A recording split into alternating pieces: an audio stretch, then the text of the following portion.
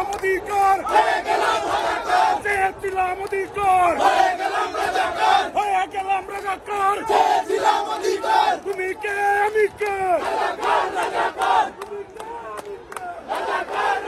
যেখানে দাঁড়িয়ে আছি এটা হচ্ছে প্যারিসের ঐতিহাসিক রিপাবলিক চত্বর।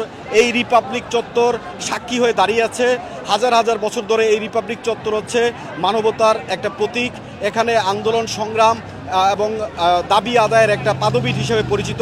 আর এখানেই ফ্রান্স প্রবাসী বাংলাদেশিরা জড়ো হয়েছেন বাংলাদেশে যে ছাত্র আন্দোলন, এই ছাত্র আন্দোলনের সমর্থন জানাতে যা ধর্ম বর্ণ নির্বিশেষে বিভিন্ন রাজনৈতিক দলের নেতারা সহ এখানে স্কুল কলেজে যে সমস্ত ছাত্ররা পড়াশোনা করেন তারা মূলত এখানে এই সমাবেশে ডাক দিয়েছেন। এবং এই সমাবেশে আপনারা আমার পেছনে নিশ্চয়ই দেখতে পাচ্ছেন যে কেমন সংখ্যক মানুষ জড়ো হয়েছে এখানে। আজকে ফ্রান্সে অলিম্পিক অনুষ্ঠিত হবে কিছুদিন পরেই। অলিম্পিকের পাককালে যদিও অনুমোদন পাওয়াটা অনেক কষ্টকর, তারপরেও এখানকার প্রবাসীরা অনেক চেষ্টা করে এই অনুমোদন নিয়ে এসেছেন এবং তারা এখানে প্রতিবাদ করছেন। তারা জানাচ্ছেন বাংলাদেশে যে সমস্ত ছাত্ররা মৃত্যুবরণ করেছে তাদের প্রতি তারা সহমর্মিতা প্রকাশ করছেন, পাশাপাশি তাদের বিচারের দাবি তুলছেন এবং এই আন্দোলন যেন বেগবত হয় তাদের প্রতি সেই সমর্থন জানিয়ে তারা আসলে বিভিন্ন ধরনের স্লোগান দিচ্ছেন।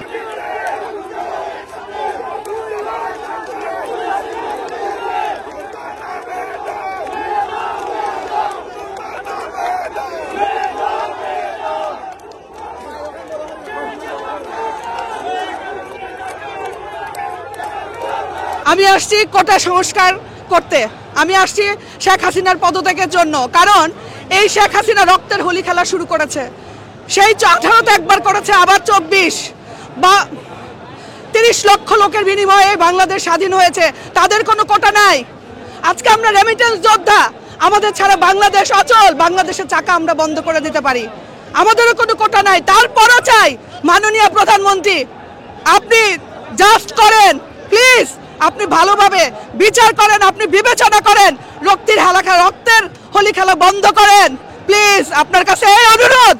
একটা আবরার, একটা ফাহিম, একটা তাহমিদ তৈরি করতে একটা বাবার অনেক রক্ত, অনেক কষ্ট করতে হয়েছে, আপনি সেটা বুঝেন না।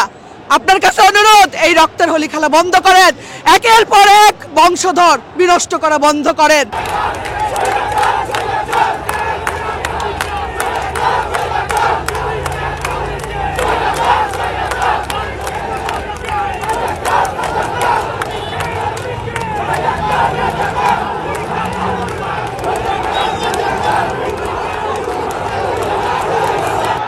Nous, les étudiants de France, on veut l'abolition des règles de quotas. On est contre ce qui se passe au Bangladesh et on est de tout cœur avec les étudiants du Bangladesh. On veut que justice soit faite et que le gouvernement Bangladesh soit aboli.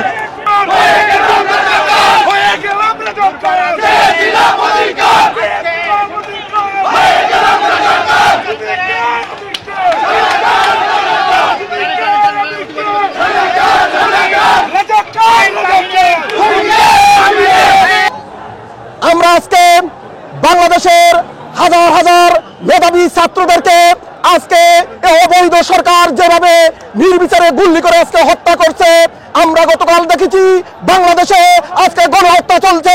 1971 সালের 14 December যেভাবে বাংলাদেশকে মেধা শূন্য করছে বর্তমান সরকার, এইভাবে গত 2-3 দিন থেকে বাংলাদেশের সাথে সাথে আমাদের মেধা শূন্য করতেছে।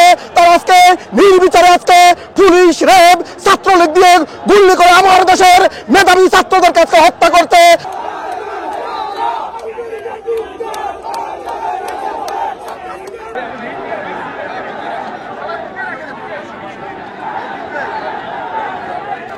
বিসমিল্লাহির রহমানির রহিম।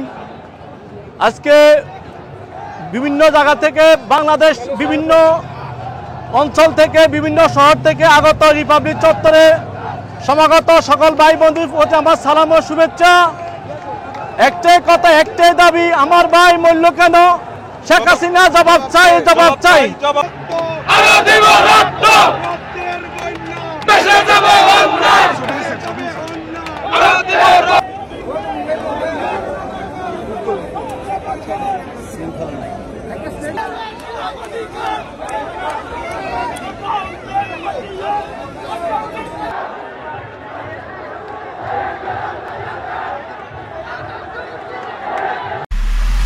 এমআইবি সংবাদ ও সংবাদ সংশ্লিষ্ট অনুষ্ঠান দেখতে ভিজিট করুন www.mibtelevision.tv ও facebook.com/mibtelevision.tv এবং সাবস্ক্রাইব করুন youtube.com/mibtelevision এ। এমআইবি টেলিভিশন, সত্য খবর, সঠিক খবর।